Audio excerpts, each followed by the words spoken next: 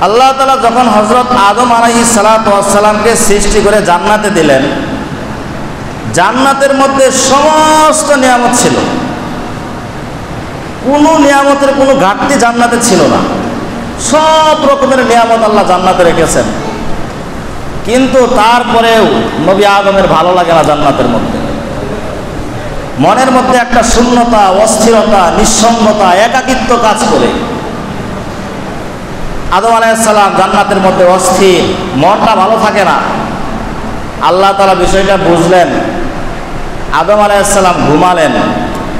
ঘুমানোর সময় আদম আলাইহিস সালাম এই বাম পাজরের এক হাড় থেকে আল্লাহ তাআলা সর্বপ্রথম নারী হাওয়া আলাইহিস সালাতু ওয়াস সালামকে সৃষ্টি করলেন।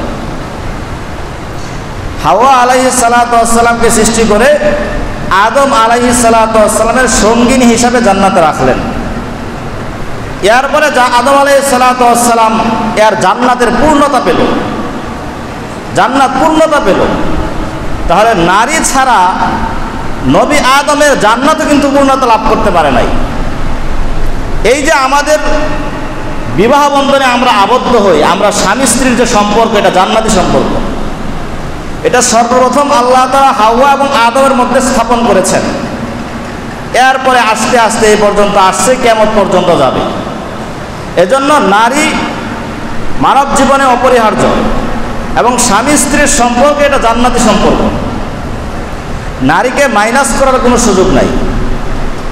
এমনভাবে পুরুষকে বাদ দিয়েও নারী থাকতে পারবে না, দুইজন দুইজনের উপর নির্ভরশীল।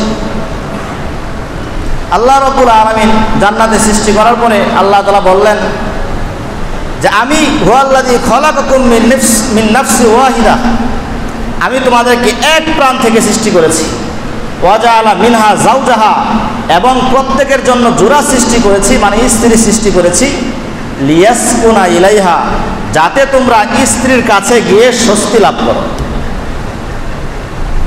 এজন্য মানব জীবনে নারী অপরিহার্য, নারী থাকবে।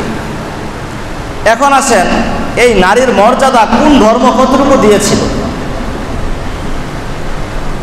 আমরা যদি অনেক পূর্বে গ্রিক এবং রোমান সমাজের দিকে তাকাই, সেই সমাজে, গ্রিক এবং রোমান সমাজে নারীর মর্যাদা বলতে কিছুই ছিল না। নারীকে তারা একেবারে কুলক্ষণ মনে করত, সবচেয়ে নিকৃষ্ট প্রাণী মনে করত।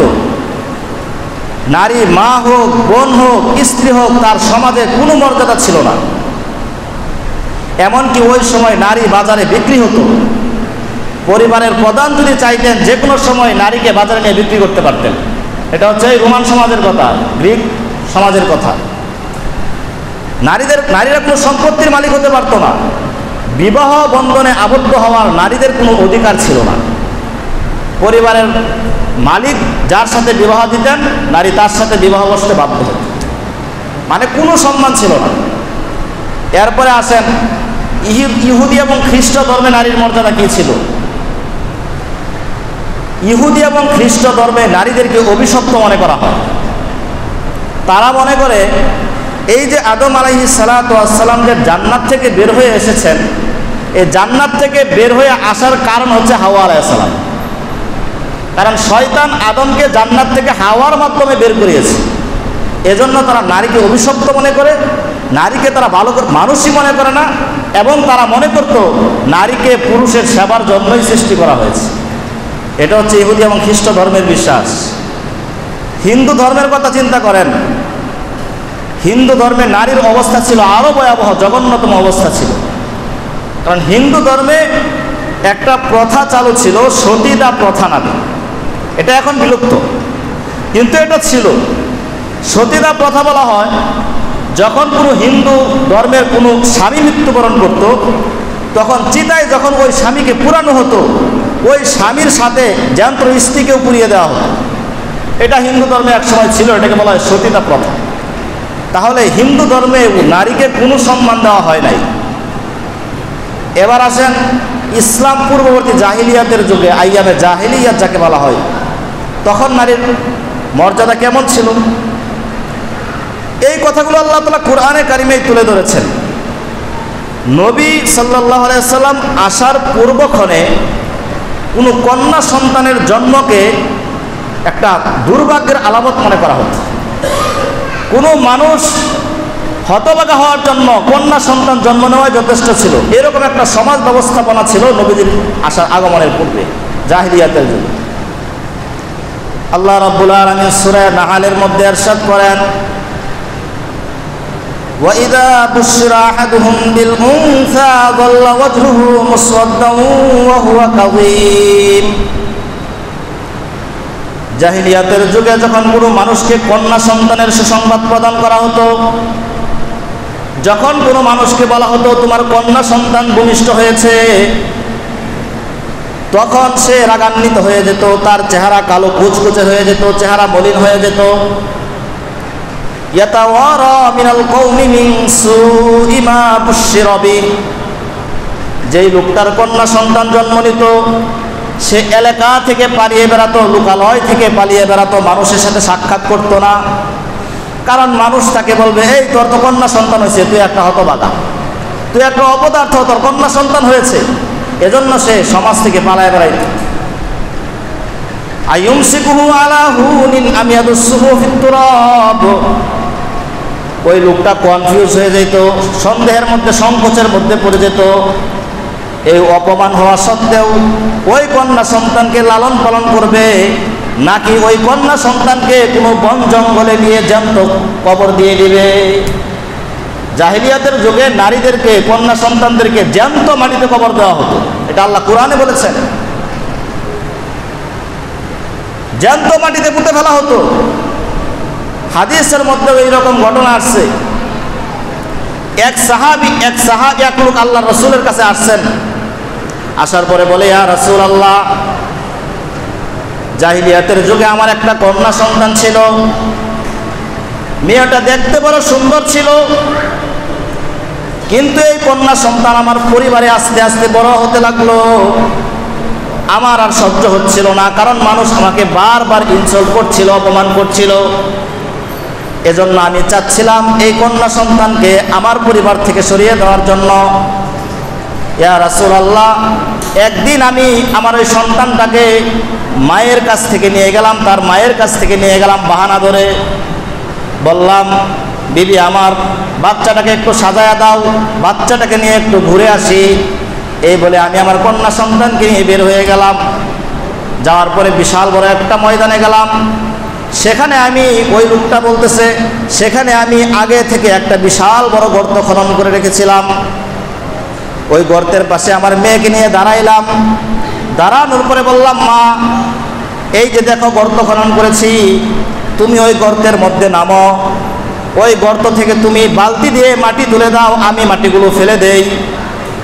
মানে তার কন্যাকে বললো তুমি ওই গর্তের মধ্যে নামো, নামার পরে যে বালতি আছে বালতি দিয়ে মাটি ভরে দাও, আমি ওই মাটিগুলো ফেলে দেই। এরপরে কি হবে, এরপরে একটা কুয়া সৃষ্টি হবে, কূপ সৃষ্টি হবে, ওইখান থেকে আমরা পানি পান করব। এই ধোঁকা দিয়ে মেয়েকে ওই গর্তের মধ্যে নামাইয়া দিল। কে নামাইছে? কথা বুঝে থাকলে বলেন, কে নামাইছে? বাবা, তার বাবা নামাইছে। লোকটা বলে ইয়া রাসূলুল্লাহ, আমি আমার কন্যা সন্তানকে নামাইয়া দিলাম। নামাইয়া দেওয়ার সাথে সাথে আমি উপর থেকে মাটি ফেলা শুরু করলাম। মাটি ফেলতে ফেলতে আমি আমার কন্যার হাঁটু পর্যন্ত ডেকে ফেললাম। নিচ থেকে আমার ওই কন্যাটা আমার দিকে মায়াবী দৃষ্টিতে তাকিয়ে আছে, আর ক্রন্দন করতেছে, কান্না করতেছে, আর বলতেছে বাবা, বাবা কেন আমাকে আপনি মাটি দিচ্ছেন? উপর থেকে কেন আমার উপরে আপনি কেন মাটি ফেলছেন? আমার কি অপরাধ? লোকটা বলে ইয়া রাসূলুল্লাহ, তখনও আমার মনটা বিগলিত হয় নাই, গলে নাই। আমি উপর থেকে মাটি ফেলতে থাকলাম। এক পর্যায়ে আমার মেয়ের কোমর পর্যন্ত ডুবে গেল, কোমর পর্যন্ত ভরাট হয়ে গেল। মেয়েটা বারবার কাঁদতেছিল আর বলতেছিল বাবা বাঁচাও, বাবা বাঁচাও। কিন্তু আমার পাষাণ হৃদয়ে বিন্দুমাত্র দয়ার উদ্রেক হয় নাই। ইয়া রাসূলুল্লাহ, আমি মাটি ফেলতে ফেলতে পুরা গর্ত ভরাট করে দিলাম। আমার মেয়েকে আমি ওই গর্তের মধ্যে জ্যান্ত দাফন করে দিলাম। ইয়া রাসূলুল্লাহ, শুধু কান্নার আওয়াজ বেশি আসতেছিল, আর আমার মেয়েটা বলতেছিল বাবা বাঁচাও, বাবা বাঁচাও, কিন্তু আমার অন্তরে কোনো দয়া আসে না। ইয়া রাসূলুল্লাহ, ওই লোকটা বলে যখন আমি আল্লাহর নবীর কাছে এই ঘটনা বর্ণনা করলাম, ঘটনা বর্ণনা করার পরে দেখি নবীজির দু চোখ দিয়ে ঝর ঝর করে অশ্রু প্রবাহিত হচ্ছে। এরকম একটা যুগ ছিল, আমার এটা বোঝানোর উদ্দেশ্য আপনাদেরকে, এরকম একটা সময় ছিল যখন নারীদেরকে, কন্যা সন্তানদেরকে জ্যান্ত মাটিতে দাফন করা হতো। তাদের মান সম্মান মর্যাদা বলতে কিছু ছিল না। আল্লাহ তাআলা কোরআনে বলেছেন, ওয়াইদাল মাউউদাতু সুইলাত, যে মেয়েটাকে জ্যান্ত দাফন করা হয়েছে তাকে জিজ্ঞাসা করা হবে বিআইয়ি যামবিন কুতিলা, কোন অপরাধের কারণে তোমাকে মাটিতে জ্যান্ত দাফন করা হয়েছে। যারা দাফন করেছিল এদের কোনো উত্তর থাকবে না। তাহলে এবার আসেন, পূর্ববর্তী দিন ধর্মে নারীদের মর্যাদা কি ছিল আর ইসলাম নারীদেরকে কি দিয়েছে। এই যে আদম এবং হাওয়া আলাইহিস সালাতু ওয়াস সালামের মধ্যে ইহুদি এবং খ্রিস্ট ধর্মে সমস্ত দায় চাপায়া দেন হাওয়ার কাঁধে। এই নারীর কারণে আদম জান্নাত থেকে বের হয়েছে। কিন্তু আল্লাহ রাব্বুল আলামিন কোরআনে কারিমে বললেন, ফাআযাল্লাহুমাশ শাইতান, শয়তান তাদের দুইজনকে বিচ্যুত করেছে। এখানে শুধু হাওয়ার কথা বলা হয় নাই, আল্লাহ তাআলা বললেন শয়তান আদমকেও বিচ্যুত করেছে, হাওয়াকেও বিচ্যুত করেছে, মানে দুইজনই অপরাধী। এটা ইসলামের শিক্ষা, একজনকে দোষ দেওয়া হয় নাই। এখানে ইসলাম নারীকে মর্যাদা দিয়েছে। এরপরে আদম এবং হাওয়া যখন জান্নাত থেকে বের হয়ে দুনিয়াতে আসলেন, অনেক বছর পরে আল্লাহর কাছে তওবা করলেন। ওই তওবার কথা আল্লাহ তাআলা কুরআনে কারিমে তুলে ধরেছেন, ক্বালা রব্বানা যালামনা আনফুসানা। আদম এবং হাওয়া দুইজনেই বলল, আল্লাহ আমরা আমাদের নিজেদের উপর ওই নিষিদ্ধ গাছের ফল খেয়ে আমরা দুইজন নিজেদের উপর জুলুম করেছি। তাহলে এই যে তওবার কথা আল্লাহ তুলে ধরেছেন, এখানেও আদম এবং হাওয়া দুইজনের কথা তুলে ধরেছেন, শুধু হাওয়ার কথা তুলে ধরা নাই। এইখানেও আল্লাহ তাআলা নারীকে মর্যাদা দিয়েছে যে শুধু দোষী শুধু নারী না, পুরুষও দোষী, নারীও দোষী।